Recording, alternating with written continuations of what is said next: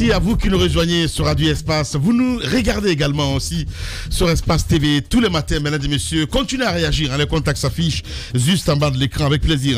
Dans la deuxième partie de l'émission, on s'occupera aussi de vos propos. La crise des pétroles en Guinée, on en parle ce matin depuis 72 heures. Des Guinéens patientent devant les stations de service. D'autres ont garé leur engin. Le processus d'approvisionnement a connu un retard des plus rares dans ce pays depuis plus d'une décennie. Les promesses de la Société nationale des pétroles n'ont pas été respectées. Difficile pour l'heure, il faut le dire, avec exactitude les raisons de cette pénurie qui commence donc à agacer. Des informations évoquent des problèmes de paiement que connaîtrait donc la SONAP sur toutes les questions évidemment liées à la crise et au marché pétrolier en Guinée. Nous entendrons ce matin, mesdames et messieurs, vous le voyez à l'écran, monsieur Amadou Doumbouya, il faut le rappeler, il est le directeur général donc de la SONAP. Il est avec nous, avec lui nous allons débattre ce matin, mon cher Jacques Liwalino. Finalement, il est avec nous. Monsieur Doumbouya, bonjour. Bonjour, je vous remercie pour l'invitation. Merci beaucoup. Nous avons envie de vous poser la question ce matin. Qu'est-ce qui ne va pas? Quand on a dit demain à midi, les choses vont se régler sur le plan des procédures, et puis le dépotage va commencer la nuit, et puis on dort, on se réveille sans carburant. Qu'est-ce qui n'a pas marché? Ce n'est pas qu'est-ce qui n'a pas marché. Effectivement, le dépotage a commencé. Ouais. Le bateau, ça a commencé hier à 17h. Lors de la marée haute, le bateau est rentré. Le bateau qui est rentré, ça contient du gasoil et du jet. Ouais. Ils ont commencé le dépotage hier. Et ce que nous comptons faire à midi, nous allons faire sortir ces bateaux pour que, à la prochaine marée haute qui va débuter vers 16h, pour que le bateau d'essence puisse rentrer, pour commencer directement à faire dépoter. Et comme ça, demain matin, Inch'Allah, les camions vont commencer à quitter pour aller maintenant servir les stations en mettant la pression sur le Grand Conakry. Bien. Alors, si je comprends bien, pour ce qui est de l'essence, ce n'est pas pour maintenant, sauf demain. Tout à fait. Vous savez, lorsque les bateaux doivent rentrer, ils ne peuvent rentrer que lorsqu'il y a la marée haute. Ouais. Parce que le tirant d'eau et ainsi de suite, lorsque le bateau est complètement rempli, il a besoin de 3 mètres de tirant d'eau. Et lorsque vous mettez ça sur la profondeur qui est à la marée basse au port, c'est 9 mètres. Et le 9 mètres plus 3, ça fait 12 mètres. Donc, qu'est-ce qui se passe alors? Il faut que ce soit la marée haute qui vient avec le tirant d'eau, parce que les bateaux, généralement, ils ont besoin de 11 mètres pour pouvoir venir lorsqu'ils sont remplis. Donc, qu'est-ce qu'ils font généralement? Ils s'approchent jusqu'à un certain point. Ils attendent la marée haute pour rentrer. Maintenant, la marée basse, les bateaux sont légers, ils peuvent sortir maintenant pour que d'autres rentrent. Monsieur le directeur, mais ce n'est pas la marée qui est à la base du manque de carburant dans le pays. On va aller à l'origine de cette pénurie. Qu'est-ce qui n'a pas marché? On apprend que c'est l'État désormais qui assure le monopole dans l'importation. Pourquoi est-ce que désormais ce n'est pas le privé qui s'en charge? Ouais. Vous allez bien parler dans le micro, monsieur Doumbouya. Voilà, ça va beaucoup aider les auditeurs. Allez-y. Ouais. Merci beaucoup. Vous savez, lorsque vous parlez du monopole de l'État, premièrement, c'est quelque chose dont nous avons hérité, parce que la loi assurant le monopole du pétrole à l'État guinéen a été votée le 26 juin 2021. OK. Et à travers cela, même une structure a été créée qui était la SONIP à l'époque. Et après, c'est la SONIP et le NAP qui ont été mises en chambre pour faire la SONAP. Ouais. Maintenant, lorsque vous dites que, je sais généralement certaines personnes disent que l'État n'avait pas besoin d'intervenir, ainsi de suite. Mais lorsque quelqu'un me pose cette question, je lui renvoie la question. Je dis, est-ce que vous avez parlé avec certains marketeurs locaux? Justement, en parlant de ces marketeurs, il y a un problème? Non, nous avons de très bonnes relations avec les marketeurs. Okay. Aucun problème. Celui qui l'affirme, c'est la spéculation. Ouais. Où le bas blesse? Non, c'est ce que je suis en train de vous expliquer. Ouais. Les grandes gueules. Si nous partons sur le problème du retard, ce n'était pas la faute aux traders Sahara. Les bateaux sont là, ça fait presque une dizaine de jours. Maintenant, qu'est-ce qui se passe? Vous savez, les institutions financières, lorsqu'ils prennent un gros client, vous le savez tous, lorsque vous partez dans les premières fois pour le financement, ils demandent beaucoup de choses et la façon et la façon d'approbation, ça prend du temps. Les garanties? Certaines garanties des marketeurs, mais les garanties ne couvraient pas tout. Il fallait reconnaître. Et je vais vous expliquer le pourquoi. OK. Lorsque vous envoyez votre facture pour la lettre de crédit chez le marketeur, vous mettez au prix que vous charge le trader. Ça, c'est le prix réel. Ouais. Mais ça, vous êtes tous là. Vous savez que le mois passé, le prix auquel on vendait, le ministre de l'économie était obligé lui-même de payer 1980 francs. Et c'est la première fois dans l'histoire que nous rentrons dans la subvention classique. Parce que lorsque nous parlons de subvention, généralement, c'est l'État joue avec les taxes. Ouais. Mais le mois passé, on avait dépassé ce seuil. Maintenant, c'était une question de cash. Maintenant, le ministre de l'économie et des finances a garanti qu'ils vont mettre l'argent. Donc, qu'est-ce qui se passe? Lorsque la facturation, vous envoyez chez les banquiers, vous allez dire, OK, voici avec le prix qui couvre le volume. Vous envoyez pour demander la lettre de crédit. Mais qu'est-ce qui se passe? Pour baquer cette lettre de crédit, ils vont demander aux traders d'envoyer ils vont leur demander d'envoyer leur facture. Maintenant, comme l'État perdait sur leur facture, déjà le prix que nous demandons et la garantie que les traders demandent, il y avait une disproportionnalité. Ce n'était pas la même chose. Donc il fallait que l'État, maintenant, il fallait qu'on essaie de combler ce trou. Et il a fallu que nous fassions d'autres choses, ou nous-mêmes en tant que SONAP. Pourquoi vous ne nous dites pas, tout simplement, qu'il y a eu aussi un problème de mépris de la part d'une grande banque de la place? Attendez, je suis économiste. Comment ça, attends, c'est les choses, hein? Non, attends. Monsieur le directeur, je sais qu'il est directeur, donc il peut pas tout dire. Je comprends, monsieur le directeur. T'es pas non plus son porte-parole. Non, mais tu peux me laisser. Soit tu vas droit au but. C'est ce que je vais faire. De quelle grande banque? Si tu me laisses finir, je vais y aller. Allez-y. Les grandes gueules. Monsieur le directeur, pourquoi vous nous dites pas tout simplement qu'il y a des cautions qui n'ont pas été acceptées, ça fait partie aussi du retard qu'on a. C'est-à-dire qu'une grande banque a décidé... Quelle banque, Ahmed? C'est pas de la Société Générale. Pas la cité. Une grande banque a décidé que certaines petites banques avec lesquelles elle devait travailler, qui sont notamment des banques africaines, elles n'avaient pas, leur garantie n'était pas assez noble. Ça fait partie aussi du process, monsieur le directeur. Mais je reviens aussi. Oui ou non? Ils les ont acceptés après. Ah non, après. Après que l'État soit intervenu. Ce qui n'est pas normal. Et c'est dû, et c'est aussi ça la cause, monsieur le directeur. Non, attendez. Laisse-moi finir. Mais est-ce que je peux poser mes questions sans que vous interveniez? Merci. Donc, codifier. Non, laisse-moi finir. Les grandes gueules. Monsieur le directeur, la cause vient aussi de ça. Bon, je ne peux pas accuser, comme il a dit le nom, la Société Générale Guinée. Pourquoi cela? Si je dis cela, je suis un ingrat. Les travailleurs de la Société Générale se sont battus avec nous corps et âme. Oui, mais les décisions ne se prennent pas en Guinée, vous le savez, monsieur le directeur. Ça se prend en France. Exactement. Et voilà. Sur ce point, ils nous ont assistés. Et c'est eux-mêmes, finalement, ils restaient au bureau, aussi bien eux, nous et le trader, jusqu'à 22h, chacun en train de convaincre son côté. Et effectivement, M. Ahmed a dit quelque chose qui est une réalité. Les décisions se prennent en France, malheureusement. Avec toute l'arrogance que... Et cela nous a effectivement retardé parce que sans ces lettres de crédit, et ils ont fourni ces lettres de crédit, mais si tant que les lettres de crédit ne sont pas confirmées par la maison mère, le bateau ne peut pas être dépoté. Alors, moi je veux comprendre, peut-être que j'aurais besoin d'une explication un peu plus simple que technique. Vous travaillez avec la Banque centrale, ça fait des années, et on n'a pas connu une telle crise. À quel niveau exactement? Si c'est parce qu'ils ont retardé, qu'est-ce qui peut justifier le retard jusqu'à ce qu'on se retrouve dans une telle crise? Le retard en quoi? Parce que si vous dites le retard du carburant, le carburant était là. Vous savez, lorsque vous dites qu'on n'a pas connu une telle crise, bon, je ne vais pas juger certaines situations. Je dis seulement qu'on est très tolérant en Guinée et on oublie vite comme nous sommes des musulmans.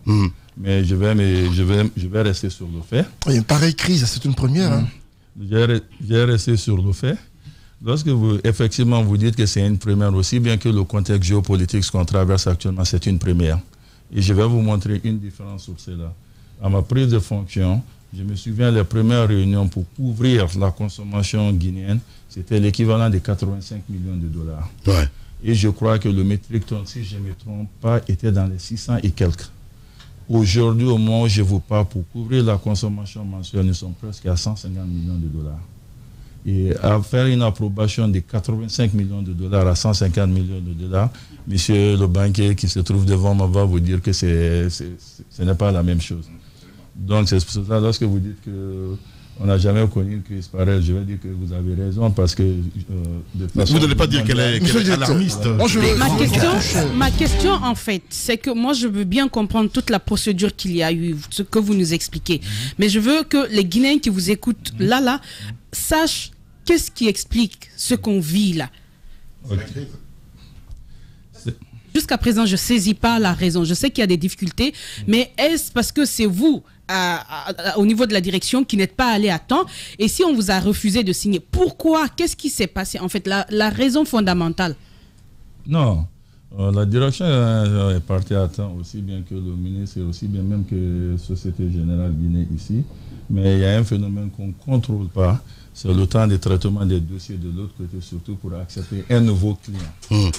Vous parlez de la banque, là? Ben voilà. Là, il parle de la Société Générale. En fait, on suppose qu'une entreprise est censée être dans la prévision. C'est-à-dire, vous avez... Des réserves. Au-delà des réserves, c'est-à-dire, vous savez que vous avez besoin d'aller avec un nouveau partenaire.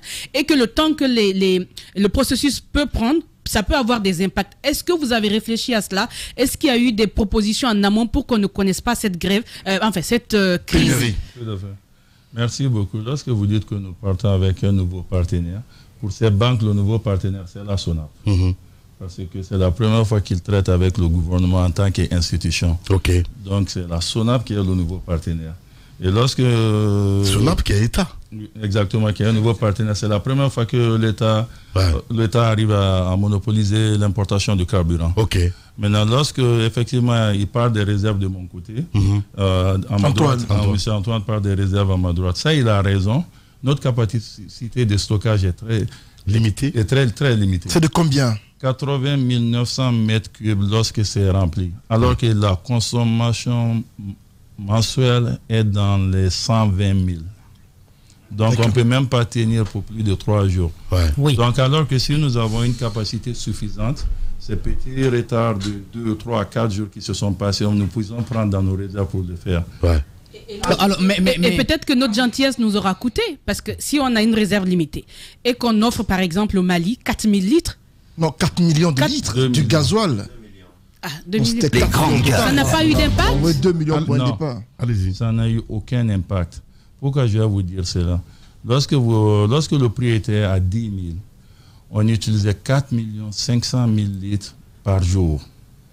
Et en essence, on utilisait 3 millions 500, ce qui fait à peu près 8 millions par jour. 2 millions de litres, ce n'est que notre consommation en 2 ou 3 heures de sortie. Donc dire que de donner 2 ou 3 heures de sortie à un voisin à côté, et que ça ait dans le besoin et que ça ait d'impact sur ce que nous traversons, ce n'est même pas la même chose. Oui, moi je voudrais revenir sur ce partenariat ou ces relations avec les banques. Comment on est arrivé au monopole? Moi, c'est ça la question. Avec ces banques. Vous arrivez, pour le monopole, il a dit, ils ont trouvé déjà ça. La loi avait été votée. Mais vous arrivez directeur. Est-ce que vous n'avez pas trouvé déjà qu'il y avait un problème notamment avec ces banques?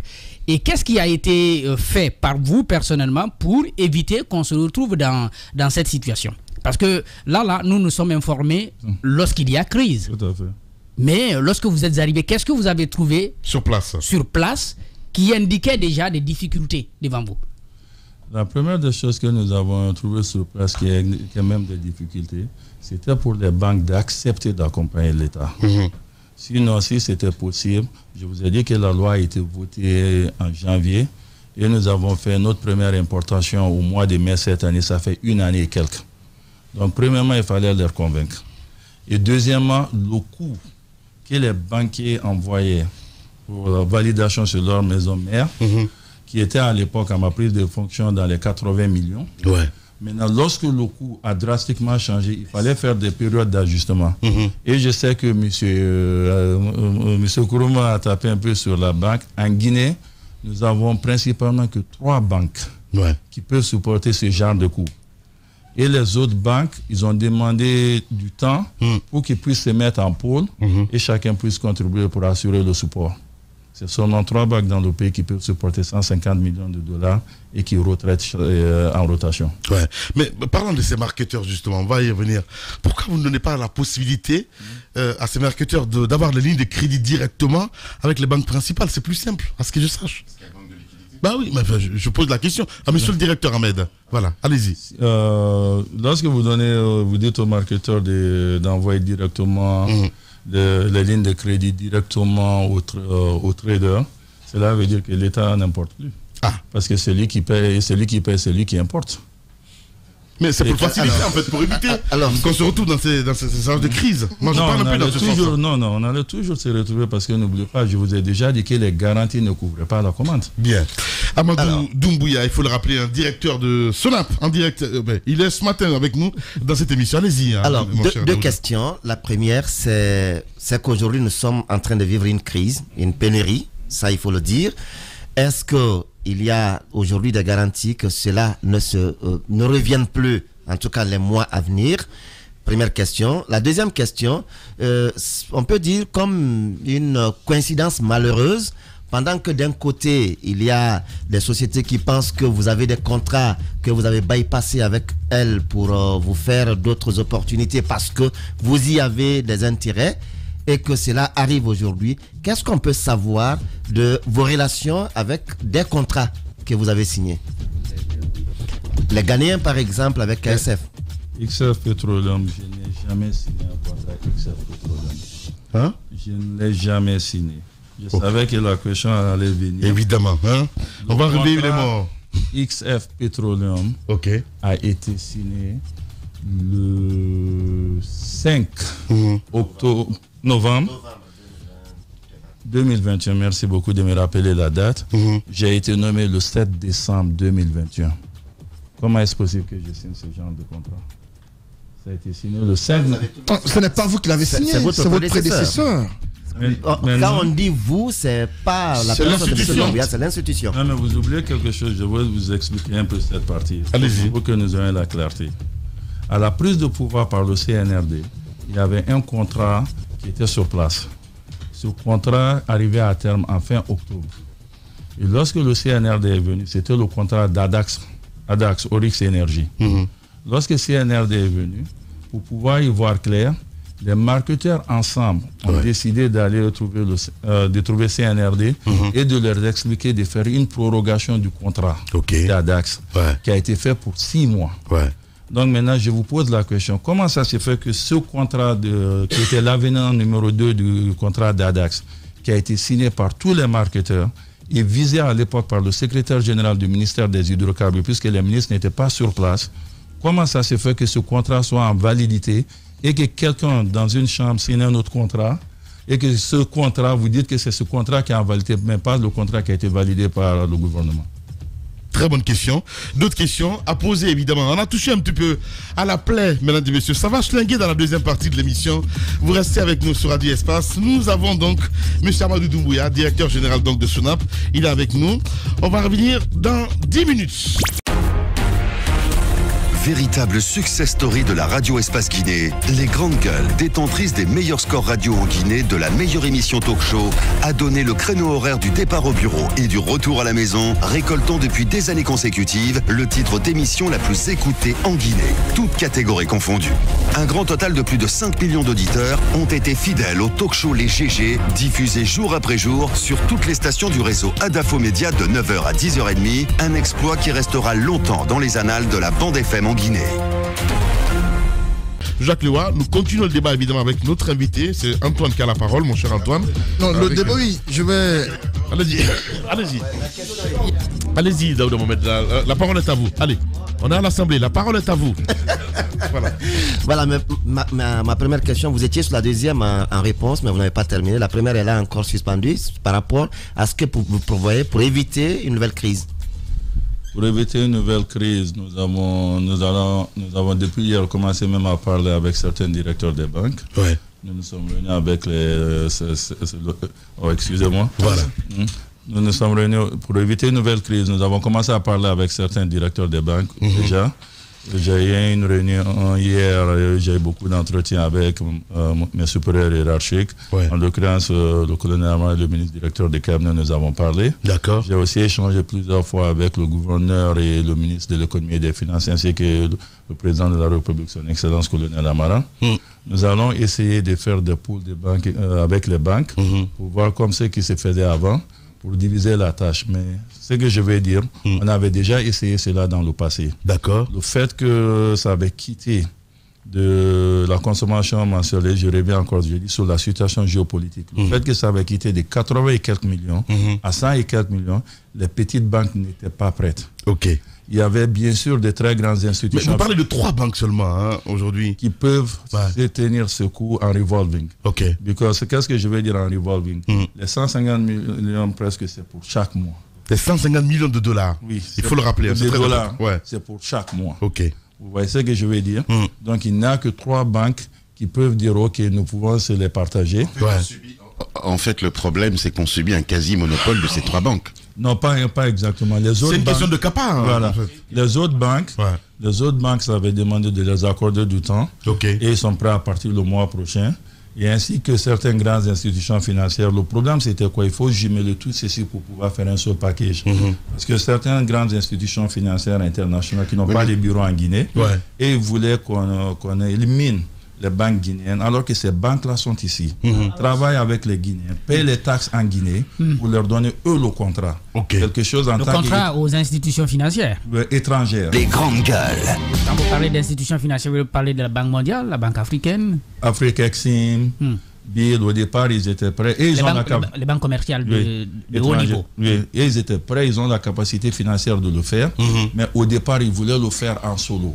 Quelque chose que son excellence, le colonel Mamadi Doumbouya, trouvait inadmissible. Parce que vous pouvez être bloqué à tout moment, pour des raisons politiques. Pas bloqué par eux. Mais plutôt ça allait éliminer les banques guinéennes, les banques qui sont là, qui emploient les Guinéens. Mais en même temps, il faut être réaliste aussi, mon cher Doumbouya. Parce que lorsque la question de capacité se pose... Je comprends très bien ce patriotisme. On va dire exagéré même, mais à un moment, il faut être réaliste. La dernière fois, on avait posé la question de la Banque centrale. Vous avez dit, non, la Banque centrale n'a pas vocation à s'intéresser, en tout cas au commerce du pétrole. Non, j'ai dit à faire des LC, j'ai dit c'est pas la vocation de la Banque centrale. Mais est-ce que la Banque centrale peut quand même trouver un mécanisme pour renforcer la capacité des banques locales, donc les banques guinéennes, servir de caution, à pouvoir faire... S'il y a des banques guinéennes. Bon, pas des banques guinéennes, mais les banques qui ont des sièges ici. Il n'y a aucune banque guinéenne, mes gars. D'accord, c'est ce que j'allais dire, justement. Il n'y a aucune banque guinéenne. Le problème, c'est qu'il d'abord, il n'y a aucune banque guinéenne. Il n'y a pas de... Quelle madame? Antoine? Non, c'est fermé. Non, c'est la Banque nationale d'investissement. Mais c'est là où on voit les limites et les carences de notre économie. Mais cela étant, monsieur le directeur, on vous accuse, vous, aujourd'hui. Le peuple vous regarde, vous. Or, je trouve que là, il y a des choses que vous ne dites pas. Et moi, je suis patriote, certes, mais je sais que la SONAP n'est pas entièrement responsable de cette situation malencontreuse. Je reviens à la première question que je vous ai posée en début. C'est votre relation avec cette fameuse banque, la Société Générale, qui c'est elle qui, au départ, refuse d'adouber les banques primaires dont on parle. Donc ça vient aussi de cette non-envie de la Société Générale de travailler avec les banques primaires pour que justement on n'en arrive pas à cette situation-là. Et puis la deuxième question, qui va un peu plus loin, j'ai vu, puisque je m'intéresse beaucoup au monde financier, j'ai lu plusieurs articles dans Africa Intelligence, qui, mais alors, s'acharne sur vous, et quand on lit à travers les lignes, on voit qu'il y a un problème de frustration chez eux. Donc j'aimerais que vous nous expliquiez pourquoi. Okay. Je vais d'abord débuter par la deuxième question, après je vais revenir sur la première question, puisqu'elle est d'actualité. Le gars d'Afrique, le journaliste d'Africa Intelligence, était, après les appels d'offres, il partait avec une compagnie qui a été recalée du nom de Moko. Moko. Le journaliste a essayé plusieurs fois d'appeler mon téléphone. Il y a certaines personnes en Guinée, dont ce sont des Guinéens, je mettais les noms, qui étaient derrière le dossier. Et ainsi, un soi-disant consul honoraire de la Guinée aux États-Unis, qui était même derrière aussi le dossier d'XF Petroleum qui est venu une fois dans mon bureau et j'étais obligé de l'indiquer. C'est le consul honoraire de Los Angeles. Très bien. Non, mais on le sait. Ils sont derrière ces dossiers. Ils ont débuté depuis après l'appel d'offres. Ils ont harcelé au téléphone. Ils ont fait beaucoup de choses. Et pour eux, qu'on allait céder à la pression. J'ai la chance, au moins, je travaille avec quelqu'un, une équipe. Si j'ai dit mon équipe, je parle du président, du colonel et de son ministre directeur cabinet, qui ne s'interfèrent pas dans ta gestion. Lorsque vous les expliquez, lorsque vous voulez prendre une décision et que vous venez vous les expliquer le pourquoi, ils vous laissent faire. Depuis lors, ils ont commencé la bataille médiatique. Et vous savez, le secteur pétrolier, avant la prise de pouvoir, il y avait beaucoup d'enjeux. Le simple fait que maintenant, ces gens sur plusieurs contrats que nous avons annulés ne se sentent plus à l'aise. Quels sont les contrats que vous avez annulés? Touche à la plaie, c'est très important, mon cher. Oui, on va... Non, mais c'est important. Qu'ils finissent d'abord. Allez-y. Il y a des contrats. Allez-y. Je vais vous parler d'un contrat, par exemple, dont tout le monde savait, c'était le contrat de ravitaillement d'EDG. D'EDG? Oui, par la société Octogone que nous avons annulé. Ouais. Vous connaissez cela, vous savez que c'est rien qu'à travers la société Octogone, je n'ai pas besoin de dire le nombre de personnes qui sont liées, parce que sinon je vais rentrer dans les accusations. Donc ce sont des intérêts qui étaient là au détriment du système que nous avons bloqué. Parce que le président a été clair. Il dit tout ce qui part à l'encontre du pays, bloquez-les. Maintenant, ces gens, bien sûr, c'était une classe d'oligarchie qui viennent avec, qui se sont associés avec un soi-disant consul honoraire. Et moi, ce qui me choque dans cette partie, si vous êtes consul, vous êtes censé défendre le pays, mais pas traîner le pays pour essayer de vous enrichir. C'est eux qui sont derrière Africain. Qui est ce consul honoraire? Dites-le. Bon, dites-le. Je vais dire le consul honoraire, le nom du consul. Les grandes gueules. Dans mon bureau. Parce que je ne vais pas dire qu'il est associé avec Africain Intelligence, ça peut ne pas être la même chose. Effectivement, c'est Jordan Garcia qui est venu dans mon bureau sur le dossier d'XF Petroleum. Il était avec un soi-disant Souma, qui est le petit frère d'un Oka d'Alabé. Et lorsqu'ils sont venus, il était simple. Il dit que M. Doumbouya, nous avons un contrat ici. Si on n'a pas ce contrat, nous sommes prêts à continuer ce que nous sommes en train de faire, même à vous poursuivre. C'était ses propres mots. J'ai reçu beaucoup de messages, j'ai reçu beaucoup de courriers dans ce sens. Et malheureusement, ils vont s'arrêter sur la ligne. Tant que ma hiérarchie me fait confiance à ce que je fais, en réalité, je ne suis pas là pour enrichir M. Jordan Garcia. Bien. Les vérités de Amadou Doumbouya, il faut le rappeler, un DG de SONAP. Il est notre invité ce matin chez les GG sur Radio Espace. Allez, Antoine. Oui, parlons des contrats. On va parler du cas particulier de XF Petroleum, et qui aujourd'hui fait grand bruit. XF Petroleum qui menace de vous poursuivre en justice pour rupture abusive de contrat. Le 10 mai, vous avez reçu une lettre de XF Petroleum parlant de ce contrat d'importation à qui vous avez répondu. Dites-nous concrètement comment s'est passée la signature de ce contrat, qu'est-ce qui s'est passé pour que ADEX soit mis de côté pour que Sahara soit recruté et pourquoi XF Petroleum réclame l'exécution d'un contrat qui, selon vous, n'est pas au goût du jour. Merci beaucoup. Lorsque moi j'ai vu le contrat d'XF Petroleum, je me suis dit, le directeur qui a signé, il devait perdre la tête. Parce que comment vous allez avoir le courage? C'est Jacare qui avait signé? Non, Jacare était ministre. Ah oui. Pas lui. Famoro Camara. Kourouma, ok. Ah, il est Kourouma. Je ne sais pas, M. Camara, il n'a pas signé le contrat. Lorsque le contrat, c'est-à-dire que CNRD a déjà autorisé un contrat qui est en vigueur. Et vous, ce contrat débute le 1er novembre. Et vous allez avoir le kilo de signer un autre contrat le 5 novembre en catimini. C'est comme si vous vous foutez des instructions du CNRD.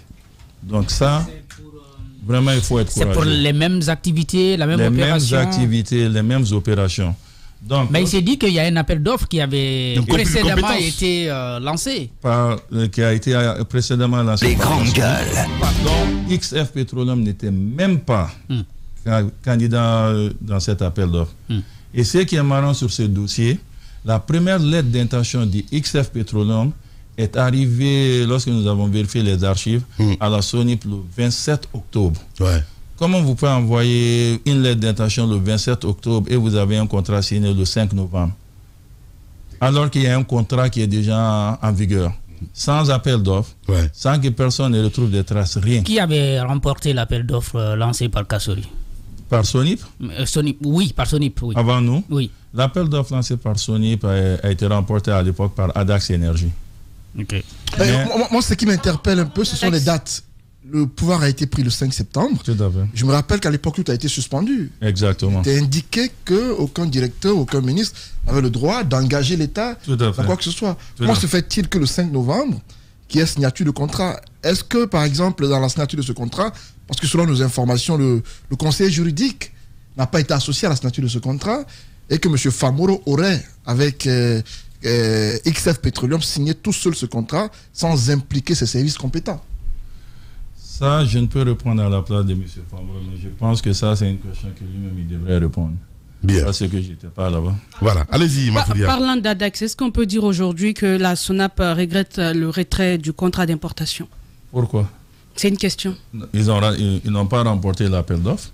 Et je vais faire une précision. Allez-y. Cette crise n'a rien à voir avec Sahara. Sahara a envoyé ses bateaux il y a 10 jours. Ils ont parqué ça qu'on appelle ici. Chaque jour, ils payaient des sous-restarés sur des bateaux qui s'accumulent à hauteur de $35,000, 3 bateaux.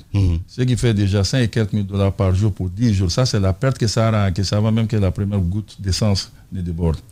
Vous voyez? Et maintenant, lorsque vous venez avec Adax, premièrement, Adax n'a pas remporté l'appel d'offres.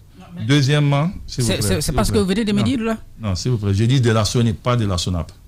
Ok. Donc, vous avez remis en cause au fait l'appel d'offres lancé par les grandes gueules. Les papiers, lorsque vous faites un appel d'offres, l'appel d'offres doit être validé par la tutelle. L'appel d'offres de la Sonip n'a pas été validé par la tutelle lorsque les événements du 5 septembre sont arrivés. C'était sur la table, mais ça n'a pas été validé. Donc, c'est la raison pourquoi les marketeurs ont décidé aussi bien avec le président, avec le CNRD, de prolonger le contrat de Adax pour 6 mois. Un avenant. Qui était l'avenant numéro 2, et de donner la chance de faire un autre appel d'offres pour pouvoir voir ce qui va se passer. Maintenant, je tiens à faire une précision aussi. Lorsque les gens parlent d'appel d'offres, et c'est cela l'article d'Afrique Intelligence me faisait rire, nous avons déjà dit que la loi qui a été votée le 26 janvier 2021 donne le monopole à l'État. Qu'est-ce que cela veut dire? Qu'en réalité, on n'avait même pas besoin d'appel d'offres pour choisir un candidat. On pouvait tout simplement faire une consultation restreinte et choisir la personne qui doit nous accompagner. Parce que techniquement, cela veut dire quoi? Que c'est nous qui devrons aller chercher le carburant, c'est nous qui devrons négocier et c'est nous qui devrons amener. Mais nous avons voulu, par souci de transparence, et donner la chance, comme nous venons de prendre le truc, parce que lorsque vous partez dans ce sens aussi, vous devez être sûr que vous avez la garantie financière derrière pour aller négocier, parce que certaines banques peuvent ne pas vous accompagner. Et c'est en ce moment que nous avons dit, par souci de transparence, nous allons lancer un appel d'offres. Et certaines clauses qui étaient très importantes dans l'appel d'offres, surtout dans la prise de décision, en cette période cruciale, nous n'allons pas partir avec quelqu'un qui n'a pas la capacité d'envoyer le carburant, qui n'a jamais travaillé dans la région, qui n'a pas d'expérience dans la région. D'accord. Bien. Parce que j'ai sous mes yeux ici un autre courrier de XF Petroleum adressé à l'État, je vais dire à l'agence judiciaire de l'État, qui date du 17 juin 2022, qui est très récent. Et vous auriez répondu à un de ces courriers, c'était le 18 mai 2022. Comment comprendre que vous ayez tous ces éléments que vous brandissez contre XF Petroleum n'étant pas dans les normes, ou jamais vous n'avez signé quoi que ce soit avec XF Petroleum, et que la société s'obstine à aller coûte que coûte à vous je vais dire, à vous trimballer en justice, parce que c'est ce qu'elle veut dire. Mais non, le faire, vous savez, le problème avec les truands, ils pensent qu'ils sont les plus intelligents, qui peuvent faire un trafic d'influence. Moi j'ai ma hiérarchie derrière moi. Ma hiérarchie connaît le dossier. L'agence judiciaire de l'État connaît le dossier. 2 personnes même ont été arrêtées dans ce dossier et sont sous contrôle judiciaire. Et donc, disant que, en réalité, je ne réponds même plus leur courrier. Donc, à continuer à écrire, ils écrivent presque tous les jours et je les mets dans les tiroirs. Et attendez, il y a juste une précision. Lorsque j'ai reçu cette lettre adressée à au directeur de XF Petroleum, il y a une chose qui m'a interpellé, c'est le cachet par rapport à la réception de la lettre. Le cachet, c'est l'ambassade du Ghana à Conakry. C'est l'ambassade du Ghana. Est-ce que cela signifie que c'est l'ambassade ou c'est le Ghana qui est derrière XF Petroleum? Comment comprendre qu'une entreprise n'ait pas de siège précis et que ce soit le cachet de l'ambassade qu'on mette sur un courrier pour accuser réception? Bon, je pense que cette question, vous allez adresser ça au ministère des Affaires étrangères. Non, mais ça vous interpelle. Les grandes gueules. La seule chose que nous savions... La question, c'est quoi? On adresse un courrier à Adafo Media, qui est une entreprise privée, et c'est l'ambassade de Guinée, ou encore c'est le ministre des Affaires étrangères de Guinée, qui met son cachet sur le courrier, pour dire qu'on a reçu. Non, c'est un exemple que je prends. Vous dites qu'on a reçu votre courrier. Là, c'est l'ambassade du Ghana qui met son cachet sur ce courrier. Ça signifie quoi, monsieur le directeur? L'adresse qui était sur leur lettre, comme leur adresse locale, lorsque nous sommes partis pour déposer la lettre, c'était l'adresse de l'ambassade du Ghana. Bien. Effectivement, ils ont déchargé sur le courrier. Mais à dire qu'ils n'ont pas le droit en tant que... Cela veut dire quoi? Ils n'ont pas de siège à Conakry ou quoi? En tout cas, pas à ce que je le sache. Ils me disent qu'ils ont le siège à Kipé. Bien. Dans ce cas, pourquoi ne pas mettre l'adresse? On va s'intéresser évidemment à l'approvisionnement, monsieur Doumbouya, si vous voulez bien, parce que les auditeurs nous écoutent, c'est par rapport à ça. On le sait très bien, on a une ville bizarre ce matin, en tout cas du côté de Conakry. Je ne sais pas trop si c'est le cas à l'intérieur du pays.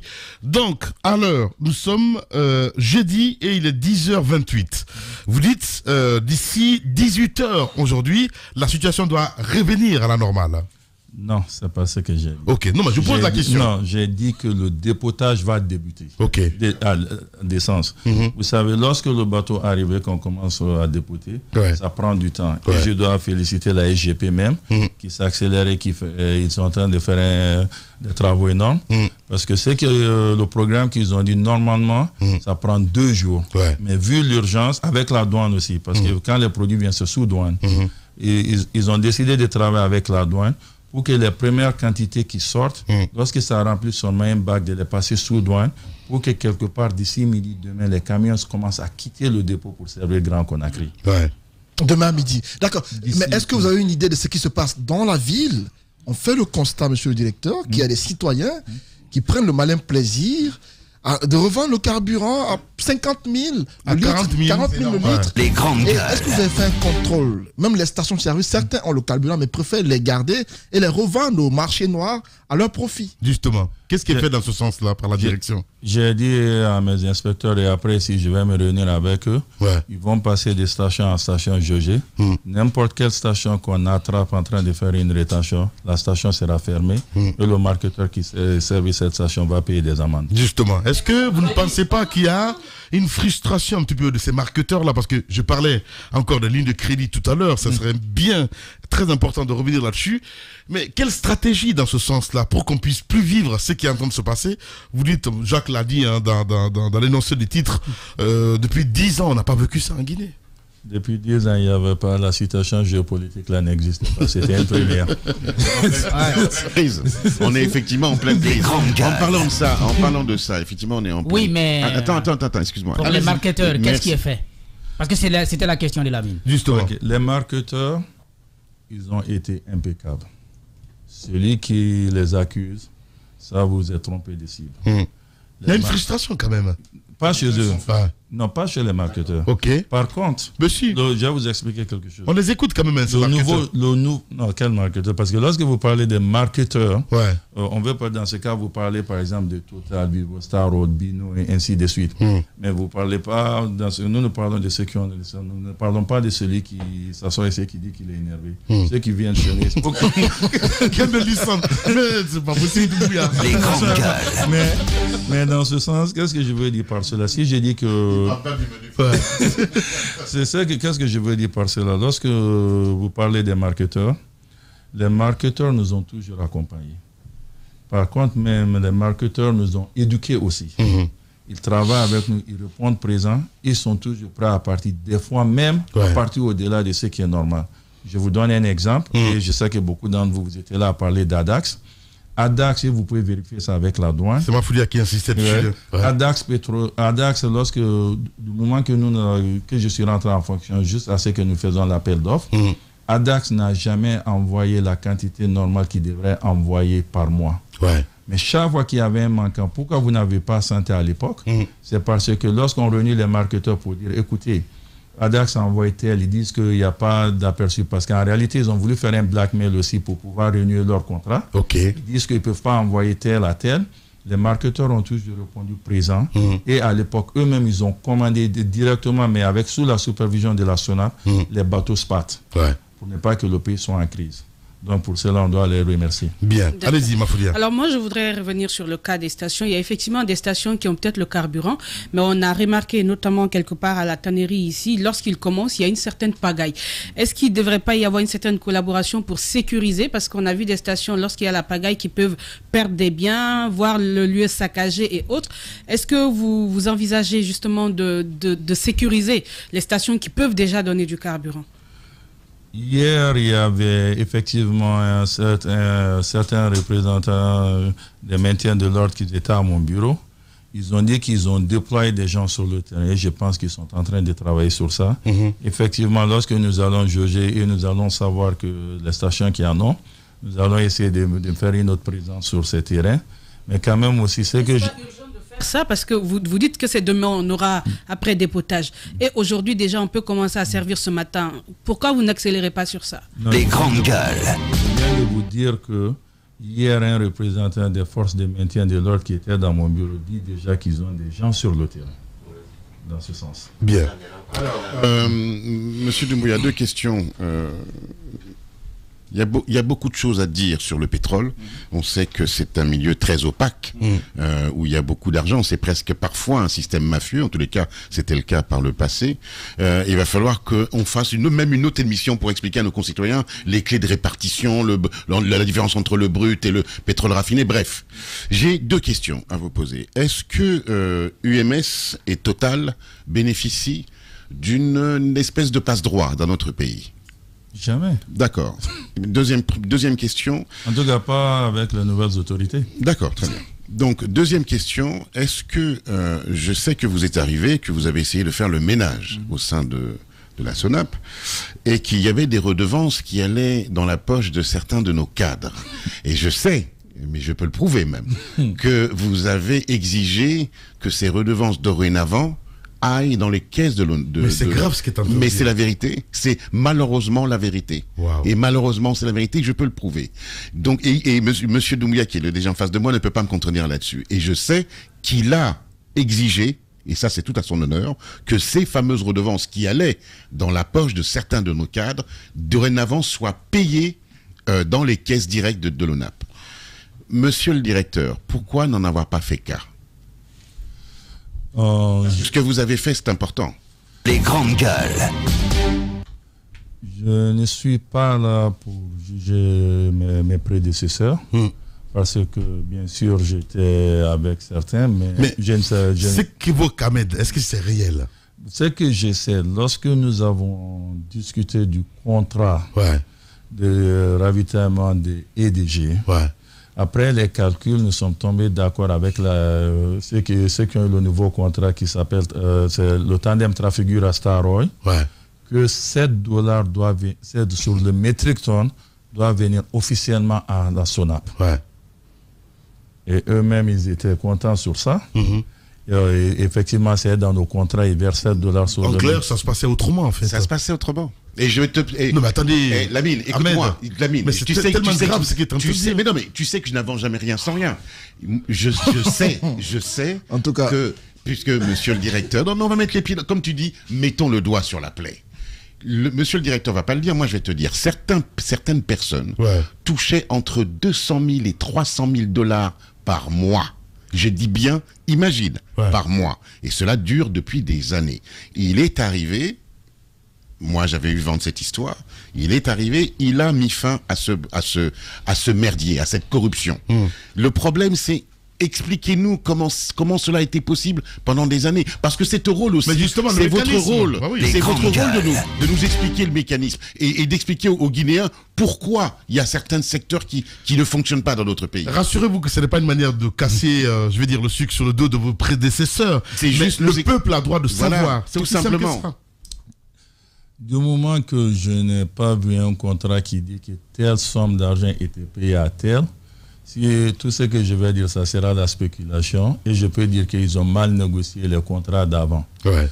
Nous avons bien négocié en réduisant le coût et en exigeant qu'ils payent une certaine rédivance à la SONAP, c'est-à-dire à l'État. Les $7 dont vous parlez, les $7 dont vous parlez, monsieur le directeur, ils allaient où avant? Avant que vous n'exigiez qu'ils reviennent dans les caisses de la SONAP, ils allaient où avant? Je ne peux spéculer. Vous savez, aux États-Unis, ils disent quelque chose. Où tu vaux ce que tu négocies. Ouais. Donc, nous sommes venus trouver un montant. Si le trader de l'époque a négocié et envoyé cette couverture de son côté, donc cela veut dire qu'il était un bon... Les grandes gueules. D'accord. M. Doumbouya, c'était combien avant? Puisque aujourd'hui, vous dites que c'est $7 qui vont. Avant, c'était combien? Je ne peux pas le savoir. Je ne peux que voir sa facture. Je ne peux pas savoir qu'est-ce qui sort sur sa facture. Vous pouvez comparer qu'en voyant ce qui s'est passé avant. La seule chose que je sais, lorsque nous avons cassé le contrat et renégocié avec un nouveau opérateur, nous avons dit à l'opérateur, dans la négociation, qu'officiellement, en faisant les calculs et la négociation, vous devez verser telle somme à la SONAP. C'était quoi le problème avec l'ancien opérateur? C'est que la somme n'allait pas à la SONAP. Non, mais on a envie de savoir de manière très précise qu'est-ce qui se passait avec l'ancien opérateur. Je ne peux le dire. Mais pourquoi vous avez Vous faites de rétention là, M. Doumbouya? Vous ne pouvez pas résilier un contrat alors que vous ne savez pas ce qui se passe. Son contrat est arrivé à terme. Rien que pour ça. Son contrat est arrivé à terme. Et on n'a pas voulu continuer le reste parce qu'il avait deux contrats. Il y avait un contrat qui était basé sur le G2G, c'est-à-dire qu'est-ce qui se passe sur les brutes du carburant. Il était censé envoyer et revendre et pour pouvoir diminuer le prix du HFO. Maintenant, la question que nous avons posée à l'opérateur en regardant son contrat, et ça a été fait en collaboration avec le conseiller juridique et les travailleurs du ministère de l'économie et des finances. Et même en parlant des banques, ce sont certains banquiers qui nous ont signalé cette partie, c'est de leur dire, montrez-nous la preuve que vous avez effectivement reçu du carburant brut, que vous avez envoyé et vendu pour la Guinée et diminuer le prix. Ce n'était pas le cas? En tout cas, ils n'ont pas montré. Il y a aussi cette question, monsieur le directeur, c'est la subvention du carburant au niveau de la population. On sait tous qu'il y a eu l'augmentation récemment de 2000 francs guinéens. Dans d'autres pays, il y a aussi des augmentations, mais il se dit que la qualité du carburant de la Guinée n'est pas forcément le même ou la même que celle que vend la Côte d'Ivoire. Est-ce que vous le confirmez ce matin? Parce qu'ailleurs, les prix sont différents. Le gasoil et l'essence... Tu parles de carburant sale? Oui. Ouais. Ailleurs, le gasoil et l'essence n'ont pas les mêmes prix. Mais en Guinée, tout est uniforme. Dites-nous pourquoi cela et à combien s'élève la subvention de l'État du carburant en Guinée? Ok, tout à fait. Merci beaucoup. Premièrement, il y a quelque chose qu'on doit donner crédit à mes prédécesseurs. C'est qu'ils ont exigé que le carburant qui rentre à Guinée soit de moins de 1% de soufre. Ça, c'est la meilleure qualité. Nous avons quitté le 2 pour venir au 1 et ils l'ont fait et jusqu'à présent c'est ce qui continue. Durant cette période de prise, certains pays certes ont fait des dérogations pour le faire. Nous, est-ce qu'il nous est arrivé sur un bateau ou deux de fermer les yeux pour faire une dérogation pour que le pays ne manque pas lorsqu'on faisait le contrat SPAT? On l'a fait. Mais maintenant, lorsque vous parlez des pays où vous dites qu'il y a une différence entre le prix du gasoil et du prix de l'essence, c'est de ça que nous parlons. Je vais vous expliquer ça. Lorsque vous dites tout de suite le Sénégal, la Côte d'Ivoire, le Sénégal. La Côte d'Ivoire et le Sénégal sont des pays pétroliers et qui ont leur propre raffinerie contrairement à la Guinée. Et ça même, le président trouve ça inadmissible. J'ai dit ça à quelqu'un une fois. J'ai dit, lorsque j'ai eu mon entretien avec le président, ce qui m'a surpris, il n'a jamais mentionné l'aval. Il parlait de ce côté l'énervait. Il dit comment ça se fait que la Guinée est le premier pays dans notre région qui a commencé la recherche pétrolière et que ça se trouve que nous traînons la queue. Donc pour la mission qu'il m'a confiée, c'est d'essayer de voir si on peut mettre les bases pour la recherche pétrolière. En réalité, l'approvisionnement du carburant est une nécessité. C'est pour cela que nous sommes devant cela. Sinon, la tâche réelle que nous devrons faire en tant que SONAP, c'est premièrement faire d'autres centres de stockage qui vont ravitailler tout le pays. Et deuxièmement, on va mettre des bases pour la recherche pétrolière que d'autres personnes vont venir après et continuer. La subvention. On a foré Zacharia a 2 ou tenté, 3 fois, mais il n'a pas eu. Ça n'a pas marché. La subvention s'élève à combien aujourd'hui? Ok, attendez, je viens. Non, celui qui dit cela, c'est qu'il ne connaît pas la recherche pétrolière. Le taux de réussite, c'est 7%. Ouais. Okay. Lorsque vous prenez ces pays qui ont découvert le pétrole, Côte d'Ivoire, Sénégal, même Guinée-Bissau, ce sont des pays qui ont fait plus de 100 et quelques forages. Nous, dans notre histoire, nous avons fait 3. 3. Ouais, 3 forages, oui. Oui. Ouais. Mais pour pouvoir faire les forages aussi, il y a beaucoup d'étapes que vous devez passer. C'est-à-dire vous devez faire plus de sismiques. Et ainsi de suite. Parce que qu'est-ce que les sismiques font? Si je suis sur cette table tout de suite, je ne peux pas savoir une zone intéressante sous la table parce que je ne vois rien. Mais les sismiques te permettent d'avoir une idée de ce qui se trouve dans ton sous-sol. Ouais. Et comme cela peut encourager les partenaires de venir. Donc, je prends l'exemple, il a parlé de la Côte d'Ivoire. La Côte d'Ivoire, lorsque je parlais avec Petrosen, à un moment, le directeur sortant, on parlait une fois, il m'a dit, M. Doumbouya, il dit, vous avez combien de kilomètres carrés en 3D en sismique? J'ai dit 14 000 et quelques, presque 15 000. Il dit, nous avons 65 000. Il dit, c'est ça la différence entre votre pays et notre pays. Bien. Allez, la subvention. Monsieur Amadou Doumbouya, donc DG de Sonap, est notre invité ce matin. Allez-y, oui, la question autour de la subvention. La fois dernière, lorsqu'on vous a interrogé, vous avez dit que le prix normal du carburant en Guinée, c'est 17 000 francs guinéens. Alors, 17 000, l'État subventionne à ce jour le carburant à combien? Ok, je vais vous expliquer un peu sur cette question des subventions. Et je sais que beaucoup de gens en ont parlé, ils parlent de plus ou moins value. Lorsque vous parlez du carburant, normalement, la part qui revient à l'État, c'est sous forme de taxes et redevances et ainsi de suite. Ça, c'est la part qui revient à l'État. Donc, premièrement, lorsque vous parlez de l'État, la part qui revient à l'État, c'est la part qui constitue les taxes et les redevances et ainsi de suite. Alors là, par exemple, nous faisons que tuer la recette douanière. Et crois-moi, ils ne peuvent pas, je suis sûr que les douaniers ne peuvent pas atteindre leur quota ainsi que le ministre du Budget, parce que beaucoup de ces choses sont liées sur le carburant. Et effectivement, pour pouvoir maintenir le prix depuis longtemps, on a tout annulé sur les taxes. Maintenant, quelqu'un va dire, certes, ce n'est pas une subvention, c'est plus ou moins value. J'ai dit, OK. La question est simple, puisque les taxes ont été votées dans la loi des finances. Je vais aller de façon très simple. Vous devez me donner 5 000 francs. 5 000 francs qui me revient. J'ai dit, prenez 3 000 et donnez-moi 2 000. Est-ce que vous pouvez dire que je ne vous ai pas donné de l'argent? Non. Vous répondez? Vous devez me donner 5 000 francs. J'ai dit, OK, envoyez-moi 3 000 et garde 2 000. Vous pouvez dire que je ne vous ai pas donné d'argent? Non. Vous avez donné de l'argent. Bien certes, je ne vous ai pas donné de l'argent physiquement, mais vous l'avez donné. Je vous ai donné de l'argent. Mais justement, est-ce que c'est pas un peu suicidaire, ça, économiquement? Non, j'arrive sur ça. Donc, parlant de cette question de subvention, en Guinée, déjà, nous avons tout mis à zéro. Maintenant, là, je vous ai dit quelque chose tout de suite. Je dis que ça fait 2 mois que nous sommes rentrés dans la subvention classique, au terme du mot. Ce qui veut dire transfert, mettre l'argent physique. Si vous avez bonne mémoire, il y a 2 ou 3 mois, on était obligé d'augmenter pour les miniers à plus de 5 000, à plus de 15 000, 5 000 d'écart. Ça, c'était le prix réel non subventionné. Parce que pourquoi? Le président a toujours voulu garder le prix le plus bas possible. Le président a toujours voulu garder le prix le plus bas possible pour le citoyen lambda. Donc, à l'époque, lorsqu'il y avait une différence et qu'on ne voulait pas aller au-dessus des 10 000, il fallait chercher qui peut payer. Et le ministre de l'économie, des finances, du budget et des mines se sont réunis, ils ont convoqué les miniers, et les miniers ont accepté de payer cela pour 6 mois. Maintenant, le mois qui a suivi, les prix, on a eu le même problème. Parce que malheureusement, nous tous, on n'a pas anticipé que le cas ukrainien allait durer aussi. On a eu le même problème. Maintenant, lorsque je me suis retrouvé avec le ministre de l'économie et des finances, il y avait une augmentation sur le gasoil à l'époque, pas le pétrole, pas l'essence, puisque l'essence, on avait une quantité suffisante qui continuait pour 2 mois. Sur le gasoil, maintenant, le problème qu'on avait, qui allait payer les 1980? Bien.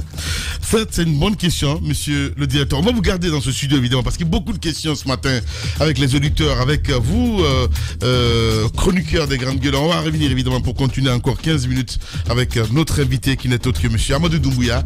Il est le directeur général donc de Sonap. Il est avec nous. On revient à 11h. Le ridicule et la méchanceté sont ses traits de caractère. La haine est un poison mortel dont beaucoup se nourrissent pour vivre. Il n'y a pas d'entrepreneur audacieux qui ne fabrique pas automatiquement jalousie, envie, critique, caricature, diffamation et désinformation. Bienvenue sur Radio Espace Guinée, la radio dont les autres s'inspirent. Radio Espace Guinée. À Conakry sur 99.7. En région, à Labé, Kakandé sur 99.7. À Cancan sur 99. Radio Espace, Espace TV, les grandes gueules, la prolongation. La prolongation, merci à vous qui nous rejoignez sur nos antennes locales. Vous nous écoutez à Kouroussa sur Djoliba FM qui relaie évidemment les grandes gueules. À Touba évidemment aussi sur cette radio locale. Merci à vous tous, mesdames et messieurs, à l'international. Sur la média relaie cette émission sur les réseaux sociaux, sur Facebook, mais aussi sur Twitter. À la une, vous le savez très bien, la crise des pétroles donc en Guinée. On en parle ce matin depuis 72 heures. Les Guinéens donc patientent devant les stations-service.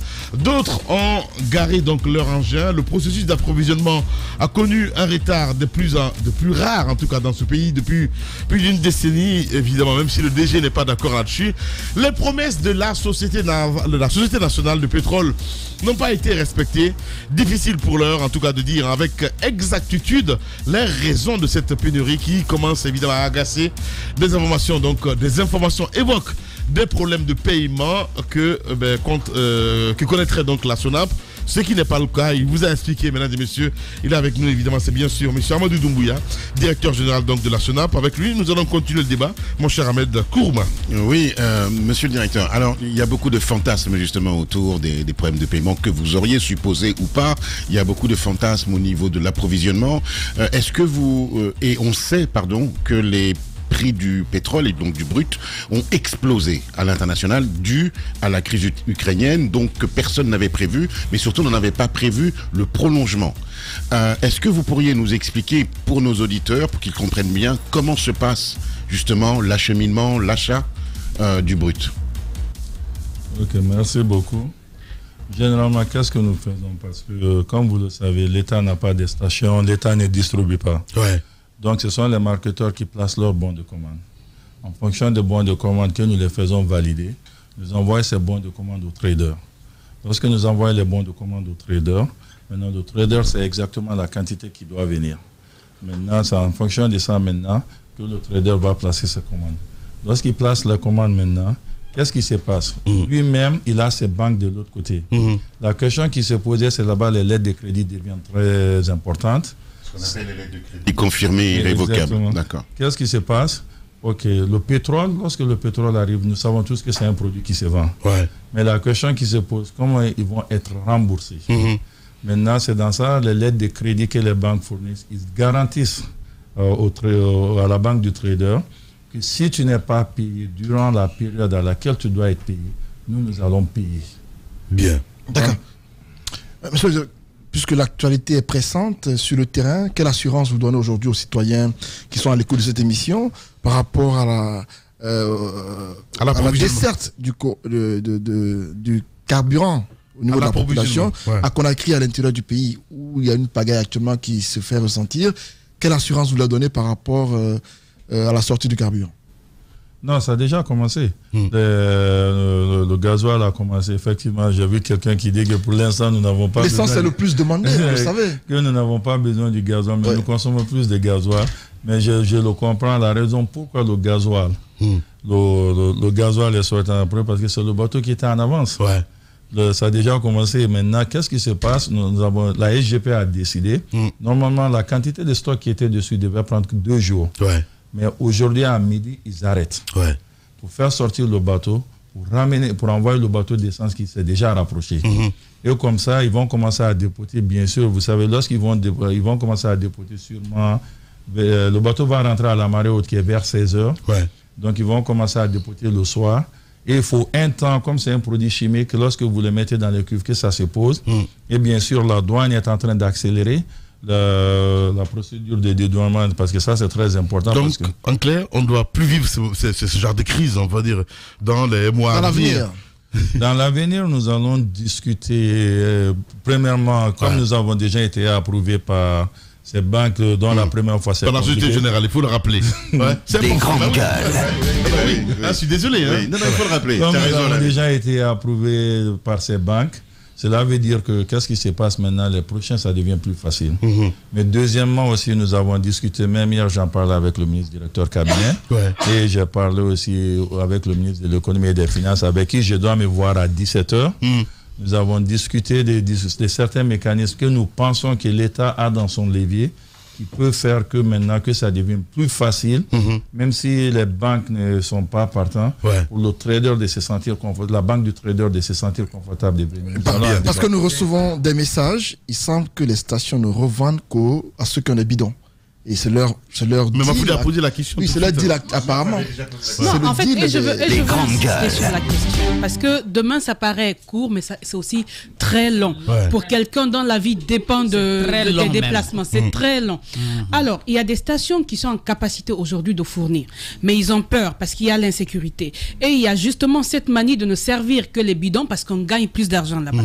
C'est quoi le dispositif pour permettre à ces stations de fournir en attendant le soir, en attendant demain? On peut comprendre qu'il y ait des bidons, mais nombre limité ou bien quantité limitée. Pourquoi on ne vous voit pas là pour pouvoir permettre aux Guinéens d'être soulagés en attendant demain, je veux dire? Est-ce que le marché noir est autorisé?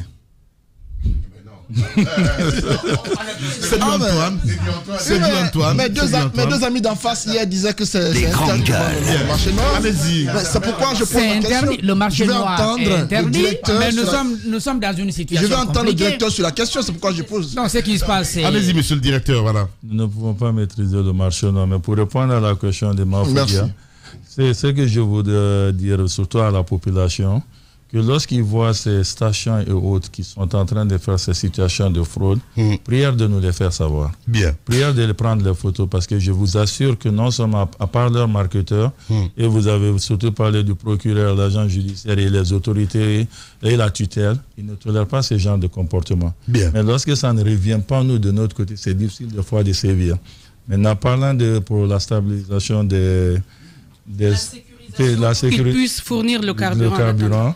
À mon retour au bureau encore, je vais vérifier avec les autorités de la sécurité pour savoir s'ils ont suffisamment de personnes ou s'ils ont besoin que nous les assistons pour les envoyer. Déjà, nos agents sont sur le terrain et nous allons aussi vérifier les stations qui ont réellement du carburant et qui refusent de vendre. Alors, monsieur le directeur, vous avez soulevé tout à l'heure la question des forages, parce que tout ce qu'on est en train de vivre aujourd'hui, c'est parce que nous ne sommes pas producteurs, en tout cas en partie. Est-ce qu'aujourd'hui, quand vous finirez avec l'urgence, vous avez un plan derrière qui commence à quelle période pour, si vous voulez, quels objectifs dans le moyen et le long terme pour permettre à la Guinée de disposer au moins d'une raffinerie? Vous parlez de la raffinerie. La raffinerie concerne les bruts. Nous, pour l'instant, et pour parler des bruts, il faut qu'on ait des découvertes. Et lorsque vous parlez des périodes de forage, je sais que vous avez parlé de la période de forage, ça prend du temps. Premièrement, nous devons faire les sismiques. Et lorsque nous avons les sismiques maintenant, après ça, nous pouvons négocier avec des partenaires qui viennent. Et parce que n'oubliez pas, au moment du forage, ça coûte beaucoup d'argent. C'est en fonction de ce que nous allons faire. Nous, notre base, c'est quoi? Vous n'avez pas de plan pour l'instant? Vous n'avez pas de plan pour l'instant? Si ça, c'est le plan. Le plan, c'est quoi? C'est au moins essayer de faire plus de sismiques. Ça, c'est la base de tout. Monsieur le directeur, pour ma dernière question, moi, je voudrais parler un peu de fierté nationale. Ne trouvez-vous pas qu'il y a quand même de la part de la Société Générale, donc la maison mère en France, j'insiste dessus parce que ça devient important. Les grandes gueules. Vous et moi connaissons les enjeux aujourd'hui économiques au niveau du monde, qu'il y aurait une forme de racisme économique. Oui, j'appelle ça du racisme économique. Parce que tu sais, Lamine, il y a un truc, il y a des faits dont vous ne vous rendez pas compte. Mais je vais vous donner deux exemples. Le Togo et le Gabon, aujourd'hui, viennent de passer dans le Commonwealth. Parce qu'ils ont quitté la francophonie. Ce qui est, pour la France et pour nous qui sommes attachés à la langue française, extrêmement grave. Ça veut dire que la francophonie dans le monde perd du terrain et donc l'économie francophone avec. Et il y a ce qu'on reproche à notre chère patrie, parce que je suis aussi français, c'est cette espèce d'arrogance presque paternaliste que les Français que nous sommes, des éternels assistés, ont vis-à-vis de l'Afrique, mais ça se ressent aussi dans leur rapport à traiter avec nous économiquement. C'est pour ça que j'insiste là-dessus. Je trouve que la maison mère de la Société Générale a fait preuve d'une forme d'arrogance, et vous le savez, en rejetant au début certaines banques primaires qui ne remplissaient pas, soi-disant, leur mode de fonctionnement ou leur case. On est d'accord là-dessus. Comment faire pour que ça n'arrive plus? Parce que je pense que le problème aujourd'hui que l'on vit, cette espèce de prise en otage qu'on a, où il n'y a pas d'essence dans nos pompes, vient à la base de là. Je sais que vous ne l'avez pas dit, mais moi je l'affirme. Ben, au moins tu l'as dit. Voilà, Ahmed Kourouma, évidemment, c'était donc sa petite minute de folie. Mesdames et messieurs, nous allons continuer le débat avec notre invité et on passe à cette autre rubrique. Les grandes gueules, la minute, oui ou non. Un feu roulant de questions avec une seule réponse possible, oui ou non. Langue de bois, s'abstenir. Langue de bois, s'abstenir. Est-ce qu'il en a l'air ce matin? Je ne pense pas, même s'il est un peu diplomate. Ceci dit, il y a beaucoup de réactions ce matin avec les auditeurs. On aura le temps de lire quelques réactions avant de partir avec oui ou non. On a Alpha Moussa Makadabi qui nous écrit. Je donne 9 sur 10 à Amadou Doumbouya. Sa sérénité face aux questions pertinentes des chroniqueurs de GG et qui étaient donc les préoccupations des citoyens prouve sa maîtrise de la SONAP et de la situation. Nous espérons qu'il agira désormais pour anticiper et éviter une telle crise. Bravo à lui pour cette brillante explication, dit ce matin Alpha Moussa Makadabi. On a cet autre également du côté de l'UFDG. Lui, c'est Suleiman Konaté qui nous écrit: bonjour les grandes gueules. La pénurie de carburant est une situation paralysante pour de nombreux citoyens guinéens. Que les autorités de la SONAP agissent vite pour trouver une solution durable. Néanmoins, malgré le niveau de formation catastrophique dans nos concessions scolaires, avec un réel plaisir qu'on découvre ce jeune cadre Amadou Doumbouya. Il est serein et il a une bonne maîtrise donc de son domaine. Pour une fois, nos auditeurs, c'est juste incroyable quoi. Il y a Badra Kone aussi qui est de l'opposition qui dit excellente intervention, merci beaucoup et merci à tous ces auditeurs. On va continuer, ma fille, oui ou non. Monsieur le directeur, on vous explique, je sais que vous êtes sur votre téléphone. La minute c'est oui ou non. Vous allez répondre oui ou pardon. Si vous n'avez pas de réponse à donner, vous dites next, on passe à autre chose. On y va, Mafoudia. Oui ou non? Alors, oui ou non, malgré la volonté que l'État reprenne la gestion de cette histoire, oui ou non, cette crise était quand même évitable?